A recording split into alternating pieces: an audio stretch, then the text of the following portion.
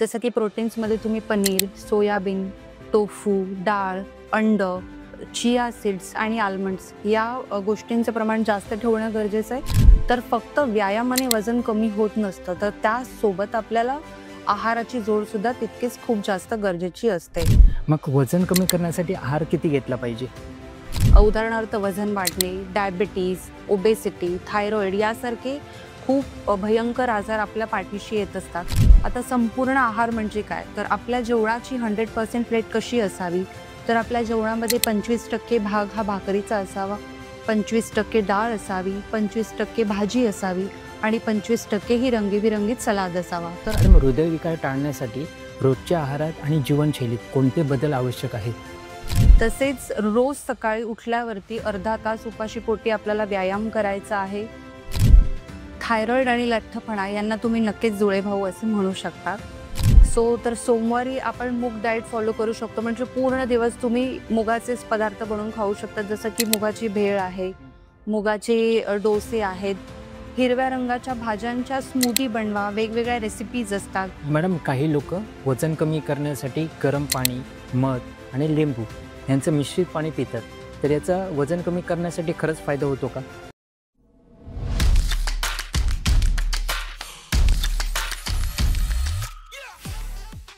नमस्कार, मी निलेश परब. गप्पा टप्पाच्या नवीन भागात तुमचं मनापासून स्वागत करतो. आज आपल्यासोबत आहेत सर्टिफाईड न्यूट्रिशनिस्ट नंदिनी मॅडम.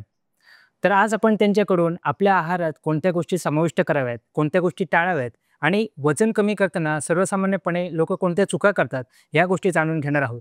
त्यामुळे हा पॉडकास्ट पूर्णपणे नक्की बघा. नमस्कार मॅडम. नमस्कार. तुमच्या या पॉडकास्टमध्ये खूप खूप स्वागत. मॅडम, सर्वसामान्य माणसाने त्यांचे आरोग्य उत्तम राखण्यासाठी त्यांच्या आहारात कोणत्या गोष्टी समाविष्ट कराव्यात? ओके. सर्वसामान्य माणसाने त्याचं आरोग्य उत्तम राखण्यासाठी त्यांच्या आहारामध्ये जास्तीत जास्त प्रोटीनचं प्रमाण आणि कमीत कमी कार्बोहायड्रेटचं प्रमाण ठेवणं खूप गरजेचं आहे. जसं की प्रोटीन्समध्ये तुम्ही पनीर, सोयाबीन, टोफू, डाळ, अंड, चिया सीड्स आणि आल्मंड्स या गोष्टींचं प्रमाण जास्त ठेवणं गरजेचं आहे. कारण याच्यामधून आपल्याला प्रोटीन्स मिळत असतात.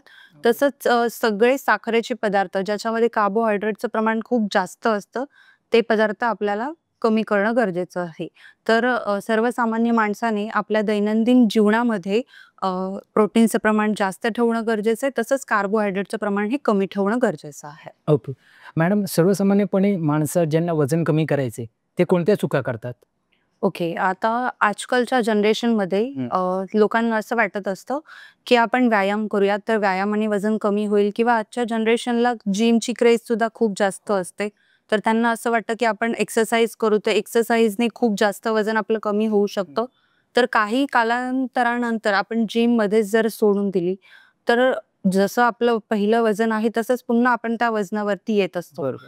तर फक्त व्यायामाने वजन कमी होत नसतं, तर त्यासोबत आपल्याला आहाराची जोडसुद्धा तितकीच खूप जास्त गरजेची असते. जर उत्तम आहार तुम्ही ठेवणार आहात व्यवस्थित, तरच व्यवस्थित तुमचं वजन हे कमी होऊ शकतंय आणि कमी झालेलं वजन हे व्यवस्थित मेंटेन सुद्धा राहू शकतंय. ओके. मॅडम, शारीरिक आणि मानसिक आरोग्यामध्ये आहाराची भूमिका किती महत्त्वाची आहे? मानसिक आरोग्यात आहाराची भूमिका खूप महत्त्वाची असते. तर संतुलित आहारामुळे मेंदूला लागणारी पोषक तत्व हे आपल्याला आहारामधून मिळत असतात.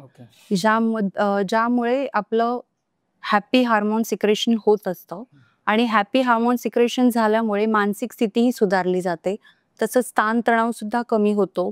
त्यामुळे पोटाचे आजार हे कमी होतात आणि आपली मानसिक ताणतणाव सुद्धा कमी होत असतो. सध्याच्या तरुणांमध्ये जंक फूडचं क्रेज खूप मोठ्या प्रमाणावर आहे.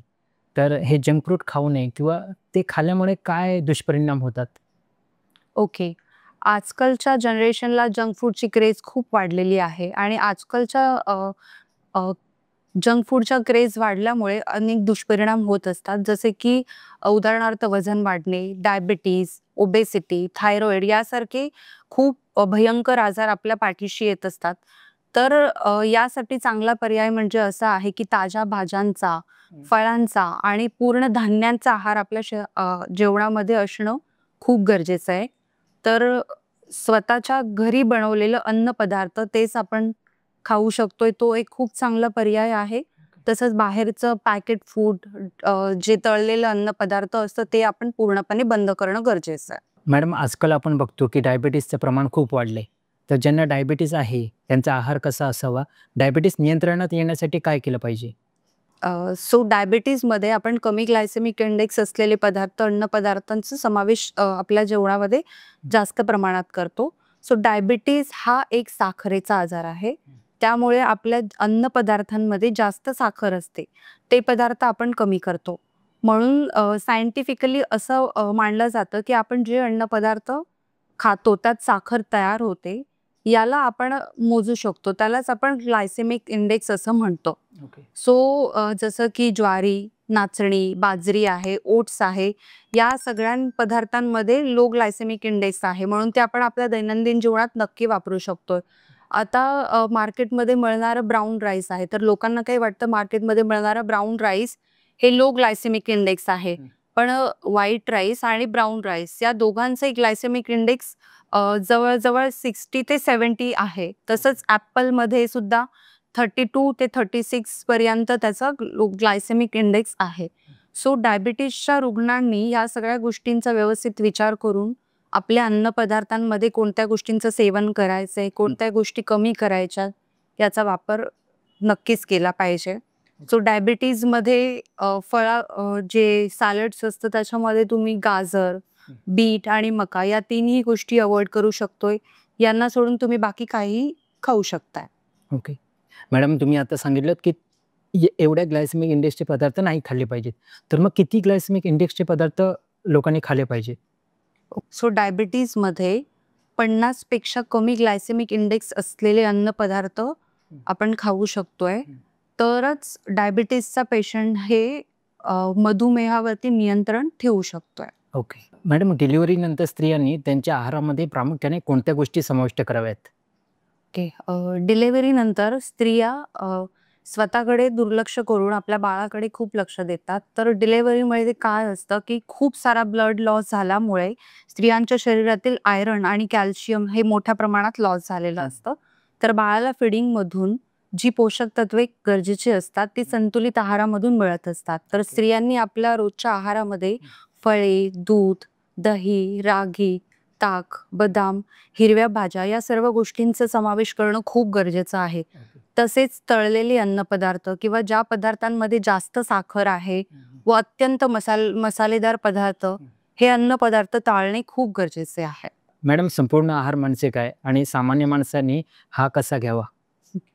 संपूर्ण आहार हा असा आहार आहे ज्यामध्ये कार्ब्स, प्रोटीन्स, फॅट्स, विटामिन्स आणि मिनरल्स हे योग्य प्रमाणामध्ये आढळून येतात व ते संतुलनात घेतले जातात. यामुळे शरीराच्या दैनंदिन आवश्यकतांची पूर्तता होते आणि अतिरिक्तपणाही टाळला जातो. आता संपूर्ण आहार म्हणजे काय? तर आपल्या जेवणाची 100% प्लेट कशी असावी? तर आपल्या जेवणामध्ये 25% भाग हा भाकरीचा असावा, ओके. 25% डाळ असावी, 25% भाजी असावी आणि 25% ही रंगीबिरंगीत सलाद असावा. तर अशी 100% प्लेट आपल्या जेवणाची असणं खूप गरजेचं आहे. तरच आपल्याला तो संतुलित आहार मिळू शकेल. मॅडम, हृदयविकार टाळण्यासाठी रोजच्या आहारात आणि जीवनशैलीत कोणते बदल आवश्यक आहेत? हृदयविकार हा एक घातक आजार आहे. तर हृदयविकाराला टाळण्यासाठी आपल्याला आपल्या अन्नपदार्थांमध्ये काही गोष्टी कमी करणं गरजेचं आहे. जसे की पांढऱ्या रंगाचे 5 प्रमुख पदार्थ आहेत जे दूध, साखर, भात, मीठ आणि मैदा या 5 अन्नपदार्थांना आपण आपल्या आहारामधून कमी केलं तर आपण हृदयविकाराला आपल्यापासून दूर ठेवू शकतो. तसेच रोज सकाळी उपाशीपोटी अर्धा तास व्यायाम करणं आणि ज्या महिलांना कामानिमित्तामुळे बाहेर जाता येत नाही, तर त्या महिलांनी घरीच झुंबा करावा, व्यायाम करावा, एक्सरसाइज करावा, रोज वेळेवरती झोप घ्यावी पुरेशी. हे थोडेफार काही बदल आहेत जे आपण आपल्या दैनंदिन जीवनामध्ये केले तर आपण हृदयविकाराला आपल्यापासून दूर ठेवू शकतो. ओके. मॅडम, थायरॉइड आणि लठ्ठपणा यांचं काय रिलेशन आहे आणि वजन कमी करण्यासाठी कोणता डाएट प्लॅन प्रभावी ठरतो? ओके. थायरॉइड आणि लठ्ठपणा यांना तुम्ही नक्कीच जुळेभाऊ असं म्हणू शकता. सो वजन कमी करण्यासाठी आपण कॅलरी बेस्ड डाएट देतो. तर आपण आठवड्याच्या 7 दिवसांना कसं सेलिब्रेट करू शकतो? सो तर सोमवारी आपण मूग डाएट फॉलो करू शकतो. म्हणजे पूर्ण दिवस तुम्ही मुगाचेच पदार्थ बनवून खाऊ शकता. जसं की मुगाची भेळ आहे, मुगाचे डोसे आहेत किंवा मुगाचं चिला बनवून तुम्ही खाऊ शकतात. मंगळवारी तुम्ही पूर्ण दिवस फ्रूट डे ठेवा. तुम्ही मंगळवारी फक्त फळं खा. फळांवरती आपण राहू शकतो. जसं की आपण उपवासाला फक्त फळं खातो, तसं आपण पूर्ण दिवस फ्रूटवरती राहू शकतोय. तर बुधवार आहे, तर बुधवारी हिरव्या रंगाच्या भाज्यांच्या स्मूदी बनवा. वेगवेगळ्या रेसिपीज असतात. तुम्ही वेगवेगळ्या रेसिपीज त्या बनवून घेऊ शकतात. सो पूर्ण दिवस तुमचा हिरव्या भाज्यांचं सूप किंवा स्मूदी हे तुम्ही काहीही बनवू शकतात. तसंच गुरुवारी रंगीबेरंगीत सलाद खाऊ शकतात.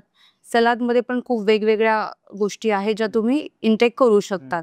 सोबत शुक्रवारी शुगर फ्री डे ठेवा. म्हणजे त्या दिवशी तुम्ही साखर बिलकुल कन्झ्युम करायची नाहीये. पूर्ण दिवस हा तुमचा बिना साखरेचा असला पाहिजे. त्यानंतर शनिवार आहे, तर शनिवारी तुम्ही ज्वारीची भाकरी खा, नाचणीची खा किंवा बाजरीची सुद्धा खाऊ शकतात आणि आपली भाजी खाऊ शकतात. आणि त्यात संडेला तुम्ही चीट मील म्हणून करू शकतात. अच्छा मॅडम, मार्केटमध्ये जे शुगर फ्री आणि फॅट फ्री पदार्थ मिळतात यामागे नेमकं काय सत्य आहे आणि ते खरोखरच फायदेशीर आहेत का? शुगर फ्रीमध्ये शुगर फ्रीच्या गोळ्या डायबिटीसचे रुग्ण खात असतात. परंतु त्या गोळ्या केमिकलयुक्त असतात. त्यामुळे या गोळ्या शरीराला खूप त्रास देतात. तर त्यामुळे शुगर फ्रीच्या गोळ्यांच्या ऐवजी तुम्ही स्टिविया वनस्पतीचा वापर नक्की करू शकता, जे चवीला गोड असतं. परंतु त्याने साखर वाढत नाही. समजा डायबिटीसच्या पेशंटला गोड खाण्याची क्रेव्हिंग झाली, तर तुम्ही साखरेऐवजी स्टिवियाचा वापर त्यात करू शकतात. जे त्यांना चवीला सुद्धा गोड लागेल आणि त्याच्याने त्यांची साखर सुद्धा वाढणार नाही. ओके. जेव्हाही आपण दुकानातून एखादं चिप्सचं पॅकेट विकत घेतो, त्याच्यामागे त्याच्यामधील जे घटक असतात त्याच्याबद्दलची इन्फॉर्मेशन पॅकेटच्या मागे लिहिलेली असते. जसं की प्रोटीन्स किती आहेत, फॅट किती आहे, एनर्जी किती आहे, या सगळ्याबद्दलची इन्फॉर्मेशन दिलेली असते. परंतु आपल्याला याच्यामध्ये ट्रान्स फॅट किती आहे हे बघणं खूप गरजेचं आहे. कारण का शरीराला सर्वात घातक पदार्थ हा ट्रान्स फॅट आहे. त्याच्यामुळे आपल्याला हृदयविकार होऊ शकतो. हृदयाला सर्वात जास्त त्याचा त्रास होऊ शकतो. त्यामुळे आपण बाहेरील पॅक फूड अव्हॉइड करणं खूप गरजेचं आहे. ओके. मॅडम, आजच्या धकाधकीच्या जीवनशैलीमध्ये जे काम करणारे तरुण आहेत, त्यांनी निरोगी राहण्यासाठी आहाराचे कोणते नियम पाळावेत? नियम नंबर 1, आजच्या तरुणांनी स्मोकिंग, टोबॅको आणि अल्कोहोल या सगळ्या गोष्टींपासून दूर राहणं गरजेचं आहे. नियम नंबर 2, आठवड्यातील 7 दिवसांपैकी ॲटलीस्ट 5 दिवस तरी त्यांनी योग्य उठून सकाळी नियमित व्यायाम करणं गरजेचं आहे. नियम नंबर 3, आहाराचं योग्य पालन करणं गरजेचं आहे. नियम नंबर 4, योग्य आणि पुरेशी झोप घेणं गरजेचं आहे. तरच आपण हेल्दी लाईफ जगू शकतो. ओके.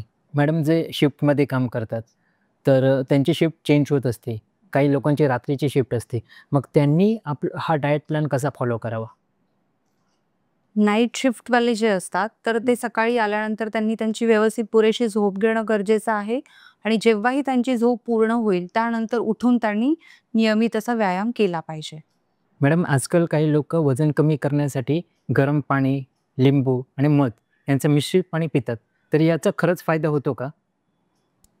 गरम पाणी, लिंबू आणि मध हे जर तुम्ही एकत्रित करून सकाळी उपाशीपोटी जर पीत असाल, तर मध हे गरम पाण्यात घातल्यानंतर त्याचे कंटेंट जे असतात ते चेंज होतात आणि त्याचं रूपांतर विषामध्ये होतं. जर तुम्ही हे मिश्रण आपल्या दैनंदिन जीवनामध्ये जर रोज घेत असाल, तर त्याचा आपल्या शरीरावरती दुष्परिणाम होऊ शकतोय. तर याला पर्यायी म्हणून तुम्ही असं करू शकतात, की रोज सकाळी उपाशीपोटी तुम्ही दालचिनीचं पाणी घ्या. त्याच्याने तुमचं वजनही कमी होईल आणि तुमचं बेली फॅटही कमी होऊ शकतोय. ओके. मॅडम, वेट लॉससाठी डिटॉक्स वॉटर कसं तयार करतात?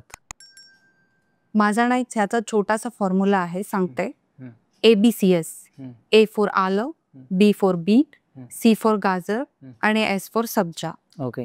तर या सगळ्यांचं एकत्रित मिश्रण करून तुम्ही डिटॉक्स वॉटर बनवू शकतात. सो ABCS म्हणजेच A फॉर आलं, जे आपलं डायजेस्टिव्ह वाढवतं. बीट हे आपलं रक्तवाढीसाठी चांगलं असतं. गाजर याच्यामध्ये व्हिटॅमिन A असतं, जे आपल्या डोळ्यांसाठी चांगलं असतं. आणि S फॉर सब्जा, सब्जामध्ये अल्कलाईन असतं, ज्यामुळे आपल्या शरीरातील पित्त कमी होण्यास मदत होते. तर हे डिटॉक्स वॉटर तुम्ही रोज सकाळी उपाशीपोटी घेऊ शकता. मॅडम, आता आपण एक रॅपिड फायर राऊंड ठेवूया. सकाळची सुरुवात तुम्ही कोणत्या पेयाने करता? कोमट पाणी. भूक लागली तर तुमचा फेवरेट हेल्दी स्नॅक कोणता? थालीपीठ. एक अशी सवय जी तुम्ही प्रत्येक क्लायंटला फॉलो करायला सांगता? रोज सकाळी उपाशी पोटी अर्धा तास व्यायाम करणं. ओके. भात की चपाती? दोन्हीही नाही. वजन कमी करायला आवडतं की वजन वाढवायला मदत करायला आवडतं? ऑब्व्हियसली वजन कमी करायला. अरे वाह! धन्यवाद मॅडम. तुम्ही पॉडकास्टसाठी वेळ दिलात. खूप महत्त्वाची माहिती मिळाली. तुम्हाला तुमच्या पुढील वाटचालीसाठी आमच्या टीमकडून खूप साऱ्या शुभेच्छा. Thank you. तर तुम्हाला हा पॉडकास्ट कसा वाटला कमेंट्स करून नक्की सांगा. जर तुम्हाला वजन कमी करायचं असेल किंवा आहारा निगडीत काही तुमचे प्रश्न असतील तर कमेंट्स करा आणि काही अजून सल्ले पाहिजे असतील तर मॅडमना नक्की कॉन्टॅक्ट करा. धन्यवाद.